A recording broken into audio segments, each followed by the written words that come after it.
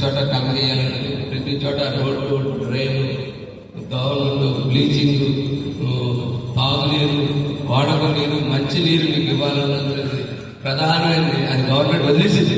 అది మొట్టమొదటిసారిగా అది పూర్తి చేస్తాం. అట్లాగే ఈ ఊరికి ఒక తరం భవిష్యత్తు పాటు చేసేసారు, ఉద్యోగాలు లేకుండా చేశారు. పిల్లలందరికీ ఉద్యోగాలు వచ్చేటట్టు స్థానిక సంస్థలో, స్థానిక ఫ్యాక్టరీలో, వాటిల్లో కూడా అందరూ బయట వెళ్ళగలపడం ఉన్నారు. ఎక్కడ చూసేస్తారు. ఎందుకంటే సబ్కాంట్రాక్ట్ తీసుకున్నారు కన్నబాబు గారు, వాళ్ళ తాలూకా అందరూ కలిసి.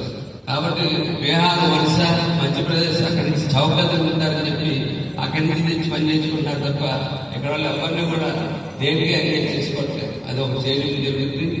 మనకి కాకినాడకి ఓపెన్ స్టేడియం లేదు. ఓపెన్ స్టేడియం అంటూ మంచి స్టేడియం స్మార్ట్ సిటీగా ఉన్నప్పుడే తెచ్చుకుంటే మనం ఖచ్చితంగా రేపు మన క్రికెట్ మ్యాచ్లు, ఇంటర్నేషనల్ స్థాయి క్రికెట్ మ్యాచ్లు కూడా ఇక్కడ చూడగలుగుతాం. ఆ స్థాయికి